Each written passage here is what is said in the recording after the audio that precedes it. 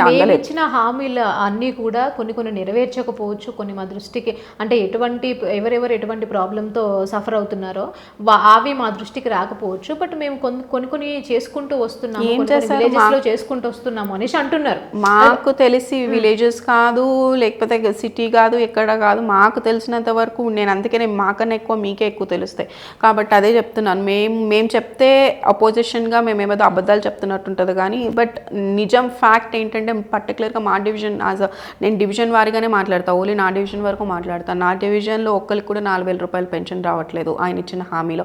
ఒక్కరికి కూడా 2,500 మహిళాభృతి అని మహిళలకి ఇస్తానని 18 సంవత్సరాలు దాటిన ప్రతి ఒక్క మహిళకి 2,500 రూపాయలు ఇస్తా అన్నాడు.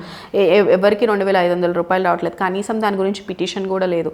అంటే అట్లీస్ట్ అప్లికేషన్ ఎక్కడ సబ్మిట్ చేయాలో తెలియదు. దాని గురించి అసలు మొన్న తెలంగాణ అసెంబ్లీలో జరిగిన బడ్జెట్లో కూడా దాని గురించి ప్రస్తావననే లేదు. అలానే ఏదైతే కళ్యాణ్ లక్ష్మి షాదీ ముబారక్ చెక్లు ఇస్తూనే ఉన్నాం, 1.5 ఇయర్గా కూడా ఇస్తున్నాం. 1.5 ఇయర్లో ఏ చెక్లతోనూ తులం బంగారం ఇవ్వలేదు. అలానే 200 యూనిట్లు కరెంట్ ఫ్రీ అన్నాడు. ఎవరికి కరెంట్ ఫ్రీ లేదు.